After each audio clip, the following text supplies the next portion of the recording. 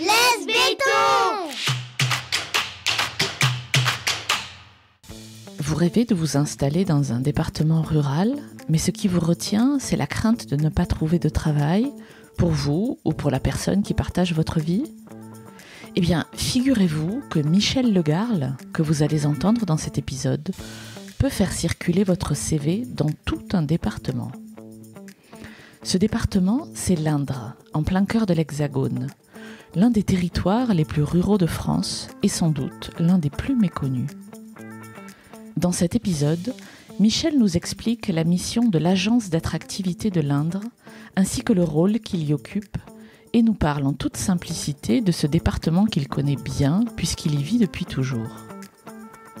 Vous apprendrez aussi que l'Indre abrite plusieurs filières historiques, comme l'aéronautique, la confection, la maroquinerie ou l'agroalimentaire, qui offrent de multiples opportunités d'emploi.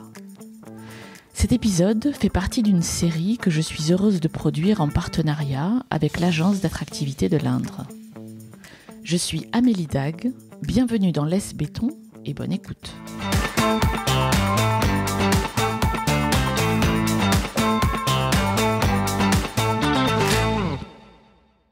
Bonjour Michel. Bonjour. Vous êtes chargé de mission économie à l'Agence d'attractivité de l'Indre.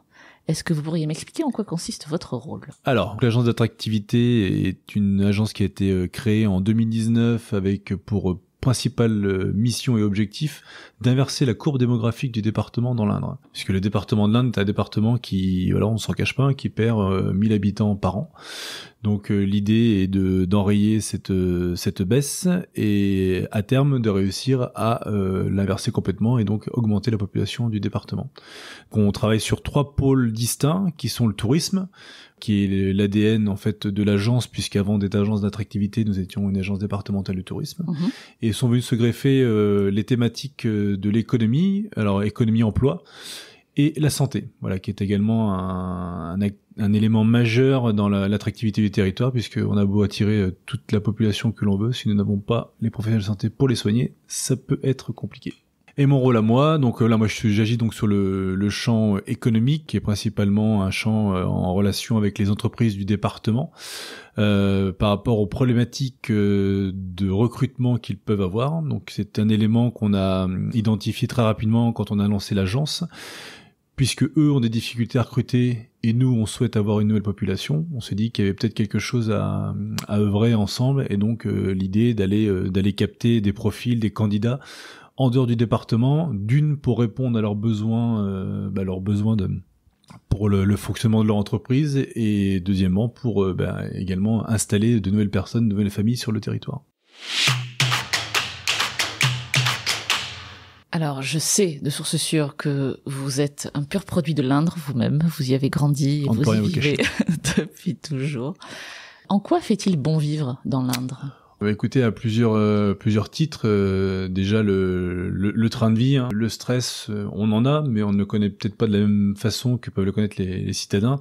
Donc on a plutôt cette quiétude de vie, la facilité à pouvoir décompresser assez facilement, de pouvoir s'aérer, s'oxygéner grâce à, voilà, on a un décor naturel qui est présent et qui nous permet, voilà, vraiment de ressourcer. Si on a envie de quitter le béton, il est très simple d'arriver tout de suite en forêt, d'être au bord des étangs.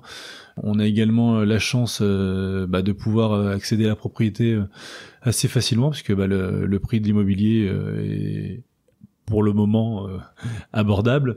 Voilà, forcément ça c'est des éléments aussi qui bougent avec le temps, du fait de ces migrations de population que l'on a d'un peu partout en France. Et puis voilà, quand on a la chance comme moi d'avoir la famille, les amis, tout le monde est sur place, donc on a plaisir à se retrouver assez facilement les week-ends pendant les vacances. Et puis même les personnes qui sont expatriées ont toujours plaisir à revenir assez régulièrement dans le département.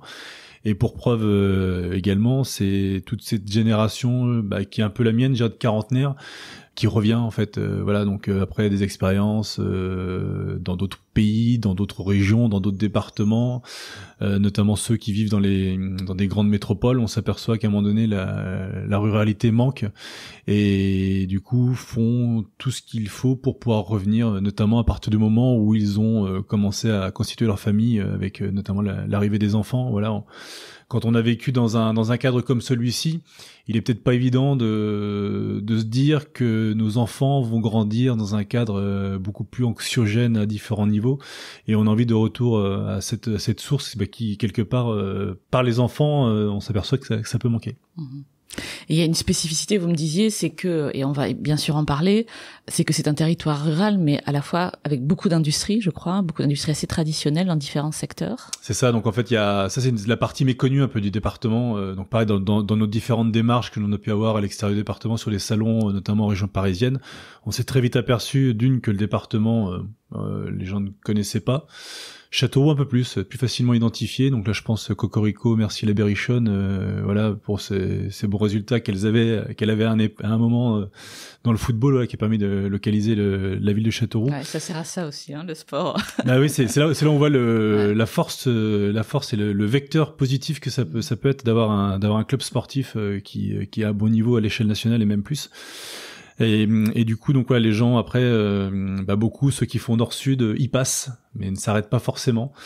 Donc après, quand on commence un peu à rentrer dans le détail des décors, là on parlait de la ruralité, donc des paysages naturels, voilà, on a la chance d'avoir le côté eau avec la Brenne, les étangs, la randonnée plus vers le sud département, c'est assez vallonné, les grandes plaines en Champagne-Berrichonne, voilà, le côté plus patrimoine, voilà, donc il y a une exhaustivité, une richesse naturelle qui est présente. Et pour en venir aux filières du département, c'est également une deuxième surprise lorsqu'on l'évoque avec les personnes, c'est qu'on a quand même des grandes filières majeures dans le département, mais qui sont majeures aussi au niveau national et même plus.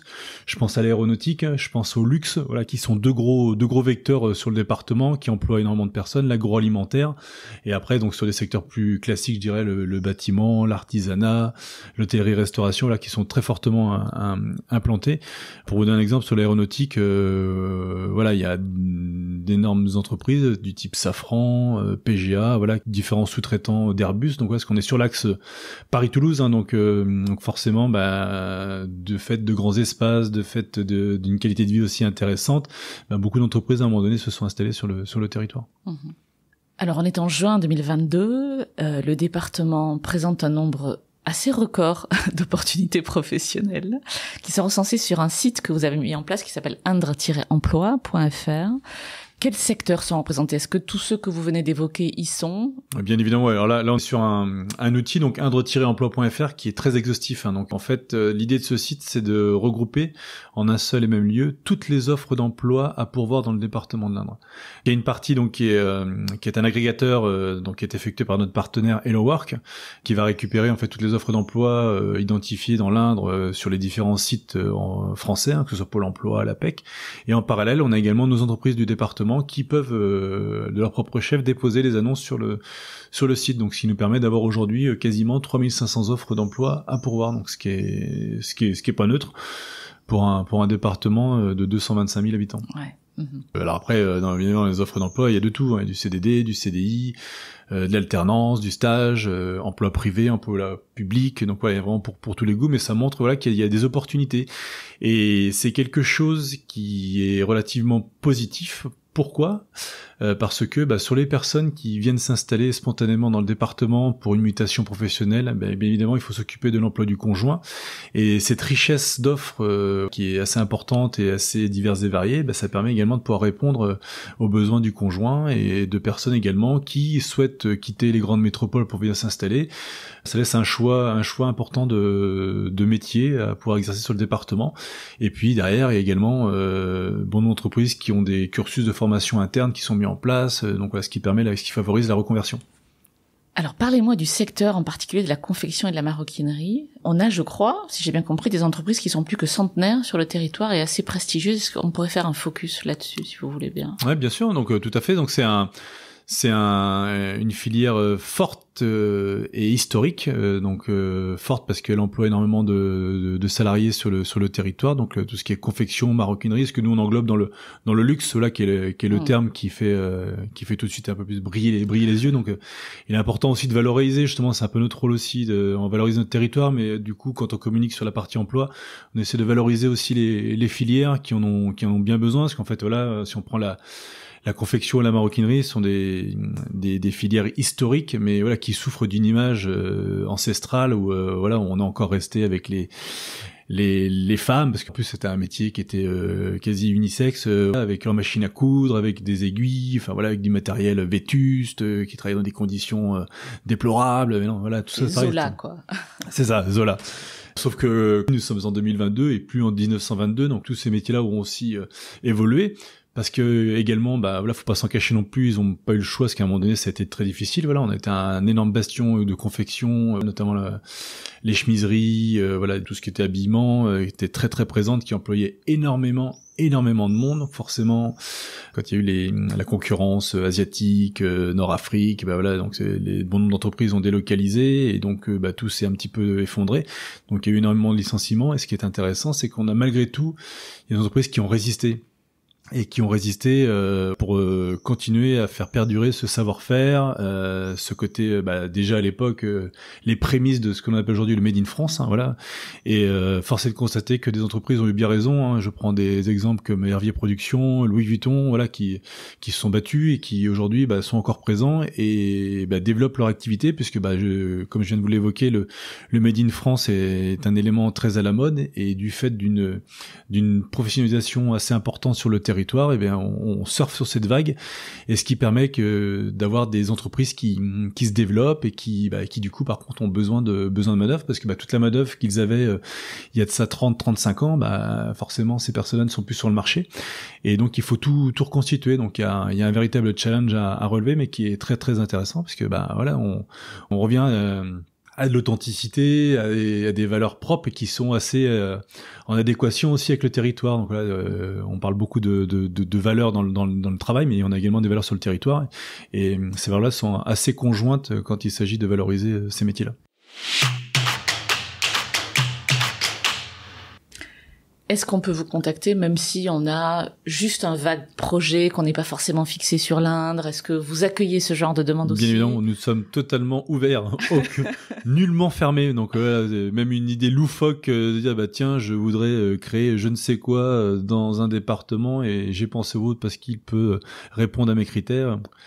Il y a pas de barrière, puis on est voilà, encore une fois, nous ne sommes pas naturellement attractifs. On n'a pas la mer, nous ne sommes pas en bord de mer, nous ne sommes pas la montagne, même si nous sommes relativement proches de tous ces éléments, parce que La Rochelle c'est 3 heures, la montagne, le Massif central, pareil, c'est 2h30, 3 heures, on y est. Loin de rien, près de tout. On a bon nombre de contacts, que ce soit aussi bien sur la partie active classique, mais également sur la partie santé, voilà, où il y a un énorme travail qui est mené également par une chargée de mission à l'agence d'attractivité. Et il y a un intérêt, donc après à nous d'être bons entre guillemets sur le discours qu'on va leur tenir, en sachant que très clairement nous ne sommes pas là non plus pour vendre du rêve. Attirer c'est bien, garder c'est mieux. D'où à la création de ces différentes soirées également que l'on organise pour les nouveaux arrivants. Donc là, il y a des territoires qui le font très bien, comme Châteauroux Métropole. Il y a également un dispositif qui est en place dans la Brenne. Un des points forts de notre département, c'est que nos politiques savent aussi mettre de côté leurs idées pour pouvoir aussi travailler ensemble. Et je suis pas sûr qu'il y ait beaucoup de territoires pour lesquels ce soit le cas, mais chez nous, c'est le cas. C'est aussi une force et c'est agréable et forcément plus facile à travailler quand on est dans cet univers-là. Donc si je comprends bien, les porteurs de projets, comme vous les appelez, vous contactent essentiellement avec un objectif emploi ou situation professionnelle en tête, mais vous pouvez aussi les aider à s'installer en les mettant en relation dans la recherche de logement, école, partenaires, etc. C'est ça, tout à fait. Donc on est là à faire de la mise en relation. Après, il y a bon nombre d'acteurs qui sont présents sur le département, donc on sait vers qui diriger. Et la force également d'un département comme le nôtre, dit petit département, c'est que bon nombre de personnes se connaissent. Oui. On se connaît tous. Ouais. Donc aujourd'hui, quand vous voulez faire une démarche auprès de DevUp, de la chambre de commerce, de la chambre de métier, on va pas vous donner un 0254 le standard, on va vous donner un 06 et avec un nom derrière, ce qui permet de gagner du temps. Ouais. Enfin, voilà, c'est des éléments aussi qui sont très appréciables et très appréciés par les candidats à la mobilité, c'est-à-dire que on est en mesure de pouvoir donner un contact précis, humain, voilà, qui répondra directement aux interrogations des personnes. D'accord. Moi, je suis curieuse de savoir, de connaître des histoires concrètes derrière votre action. En fait, parmi toutes les personnes que vous avez accompagnées, aidées à s'installer sur le territoire, est-ce que il y a une histoire particulière qui vous a marqué, dont vous aimeriez parler? Je sais pas, quelque chose de un peu particulier peut-être ou... Alors en retenir une, c'est très compliqué parce que des histoires, on en a plein, on en écoute plein. Il y a eu des trucs très très loufoques.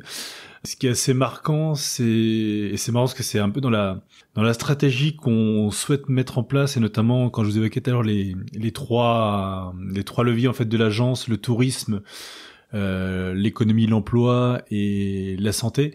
C'est-à-dire qu'on a des personnes qui viennent en mode touriste, qui découvrent le territoire par ce biais-là, et qui par la suite viennent s'installer. Donc là ça c'est des belles histoires, et justement on en a eu pas mal suite au plan de relance touristique qui avait été fait après le premier grand confinement, où en fait on a fait gagner des séjours.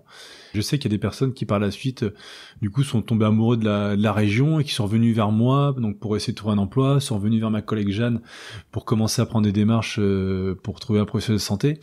Et il y a certains qui se sont installés. Donc ça c'est c'est approuvé. Ça c'est voilà, c'est ça, ouais. Ça fait vraiment ça, ouais. C'était ça c'est très intéressant.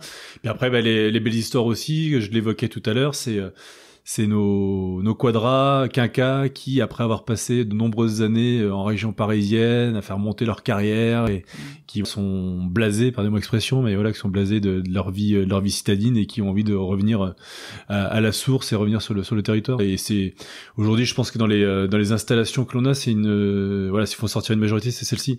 C'est des personnes qui connaissent déjà le département, qui ont vécu, notamment qui ont grandi et qui reviennent. Et après, bon nombre d'histoires aussi sur des personnes qui sont venues voir des amis, et puis du coup, voilà, qui en se promenant ont découvert, tiens, c'est sympa. Des histoires également aussi de personnes de passage, voilà, qui ne connaissaient pas, qui se sont arrêtées, mais tiens, c'est intéressant, ils ont vu quelque chose. Il y en a qui, du coup, en se promenant, ont regardé les maisons à vendre, et puis du coup, ils ont acheté. on sent que ça bouge, quoi. Ouais. Et dans les questions qu'on vous pose, parce que j'imagine qu'on vous pose plein de questions, qu'est-ce qui revient souvent? Quels sont les freins ou les questions que se posent les candidats à l'installation dans le département? Après, le premier écueil, très clairement, c'est l'emploi. Voilà, la première chose, la première question, elle est: est-ce que je vais trouver un travail ici? Donc c'est aussi intéressant ce confinement, parce qu'il faut quand même y trouver des points positifs à ce confinement. Donc c'est quand on n'arrive pas forcément à répondre en termes d'emploi, c'est-à-dire d'avoir une offre intéressante pour la personne, il y a la solution télétravail. Et aujourd'hui, voilà, les citadins, beaucoup d'entreprises, notamment en région parisienne, ont pris le créneau du télétravail. Donc ce qui fait qu'aussi par notre proximité avec Paris, voilà, aujourd'hui Paris en train c'est 2h15 à Châteauroux, donc c'est relativement rapide. Donc ce qui veut dire que les personnes peuvent garder leur job aussi en région parisienne, et puis venir s'installer dans le département, et puis profiter des installations qui sont en train de se mettre en place. Il y a un énorme travail qui est effectué par le conseil départemental sur la fibre, hein. Donc il y a également des espaces de coworking aussi qui se sont mis en place aussi ces dernières années, qui ont permis aussi à ces personnes, c'est aussi un bon élément de pouvoir goûter un peu au territoire. Donc nous on avait monté justement une opération sur le sujet où on mixait en fait de l'hébergement touristique avec du temps de travail en espace de coworking. Donc ce qui permettait aussi de travailler à distance, et puis par la même occasion, quand on sortait du bureau, donc d'espace de coworking, on était dans un environnement complètement autre, et ce qui permet aux personnes de pouvoir se projeter sur ce que serait leur vie s'ils habitaient ici, quoi. D'accord. Parmi les personnes qui se sont installées ici, par votre intermédiaire ou pas, et que vous revoyez dans les soirées, par exemple, que vous évoquiez tout à l'heure, qu'est-ce qu'elles disent quelques mois après leur installation? Est-ce qu'il y a des choses qui reviennent? Est-ce que vous percevez des signaux particuliers? C'est le non-regret. Ils sont super contents d'avoir fait ce choix, parce que pour certains c'est un risque, hein, voilà. Bien sûr. Même s'ils sont relativement contents de s'installer ici, en sont convaincus au bout de quelques semaines, au bout de quelques mois de vie ici, ils se rendent compte qu'ils ont fait le bon choix. Ils sont en permanence étonnés par je prends le tissu associatif, avec tout ce qui peut être fait dans les communes, voilà, l'énergie qui est déployée pour faire vivre les communes, pour faire vivre les commerces. Il y a plein de petites choses comme ça, les spectacles qui sont produits. C'est moi aussi dans les questions qui nous sont posées, c'est quelle est l'offre culturelle? L'offre culturelle, c'est Equinox. À Châteauroux, nous avons une scène nationale. Tous les départements peuvent pas s'en targuer. On a une salle qui a la capacité de 5000 personnes qui accueille les spectacles que vous retrouvez au Zénith à Paris. Enfin, voilà, c'est de leur montrer qu'il y a pareil, la pratique des sports. Il y a bon nombre de sports qui sont pratiqués, même les plus exotiques. Hein, ouais. Enfin, ça, c'est des choses qui du coup rassurent aussi les personnes qui viennent s'installer, parce qu'ils savent que, et pour eux et pour leur famille, parce que bien souvent aussi les questions qu'ils se posent pour l'intégrité de la famille, eh ben il y a des réponses qui sont apportées. Alors après, effectivement, on n'est peut-être pas sur une offre aussi importante que dans certaines villes, mais l'offre elle existe. Et puis après, je suis pas certain que, même si l'offre est importante en ville, que nous soyons en permanence au théâtre tous les soirs ou à un concert tous les jours de la semaine. Et quand ça marche pas, quand la greffe ne prend pas, peut-être qu'il ne repasse pas par vous et que vous ne voyez pas les gens partir, mais ça doit arriver quand même que des gens, que ça ne se passe pas comme c'était prévu. Qu'est-ce qui fait que ça pourrait ne pas fonctionner, voilà? Ça arrive, hein, malheureusement, on a des personnes qui s'installent et qui s'aperçoivent que finalement ne sont pas bien. Donc c'est tout le travail aussi qu'on a nous à avoir en amont d'identifier si on sent bien, enfin quelqu'un qui se fait une fausse idée d'une installation dans le département de l'Indre, il faut l'arrêter tout de suite. C'est-à-dire que je pense que vous êtes pas au bon endroit. Donc ça nous l'identifier en amont, et après malheureusement sur les personnes pour qui la greffe ne prend pas, c'est de réussir à détecter avec eux tout simplement le pourquoi, parce que quelquefois c'est peut-être pas forcément la vie ici, ça peut être le job. Donc après c'est de les reprendre en main et de leur dire qu'on a une capacité à pouvoir faire circuler un CV sur tout le département vers d'autres entreprises. Si c'est la vie, ça peut être aussi la vie peut-être dans une ville, c'est-à-dire qu'on est installé dans une ville, on a une commune de 400 habitants, et que finalement c'est peut-être pas une bonne chose et qu'il faudrait peut-être mieux dans une ville de 5000 habitants. Voilà, c'est peut-être une petite chose aussi qu'à un moment donné, il y a aussi des personnes qui ne se sentent pas bien et qui a possibilité de rattraper. Et après, bien souvent, ceux pour lesquels ça ne fonctionne pas du tout, c'est le détachement à la famille et aux amis, quoi. C'est-à-dire qu'à partir du moment où on n'a pas réussi à se retisser des liens, un réseau en local, forcément, c'est extrêmement compliqué de pouvoir continuer à vivre ici. Ce podcast s'adresse à des citadins qui ont le projet de quitter la ville un jour et s'installer peut-être dans l'Indre. Qu'est-ce que vous aimeriez leur dire à ces gens-là ? Tout simplement qu'ils prennent le temps de découvrir. On dit souvent que la France est belle. On s'en est bien rendu compte, et les Français se sont rendus compte avec les petits blocages qu'il y avait durant les vacances pour ne pas pouvoir aller à l'étranger. Donc les Français ont redécouvert la France et ont redécouvert le département de l'Indre. On a été l'une des destinations les plus prisées. Alors pas forcément le département, mais la région Centre-Val de Loire au moment de la Toussaint 2021. Commencer la démarche par un petit appel téléphonique à Michel à l'agence d'attractivité, qui transmettra des premiers éléments liés à ce qu'est le territoire, qui puisse commencer à entrer en immersion avec lui. Par la suite, on a également la possibilité de proposer des séjours aussi à l'agence, donc pour pouvoir découvrir sur un week-end le département, et petit à petit commencer à se familiariser avec le territoire et s'apercevoir qu'on y est bien, tout simplement. S'il y a un mot qu'il faut mettre en avant, c'est la découverte. C'était Laisse Béton, le podcast qui aide les citadins à réaliser leurs rêves de vie au vert. Pour découvrir les opportunités qu'offre le département de l'Indre en termes d'emploi, rendez-vous sur le site indre-emploi.fr. Si vous voulez réagir à cet épisode, témoignez vous-même au micro de Laisse Béton ou me suggérez des invités. Écrivez-moi à amélie@laisse-béton.fr. Laisse Béton est présent sur Instagram, Facebook, LinkedIn et Twitter. Enfin, si vous aimez ce podcast, décorez-le d'étoiles sur votre appli de podcast préféré et parlez-en autour de vous. C'est encore le meilleur moyen de le faire connaître. À très bientôt.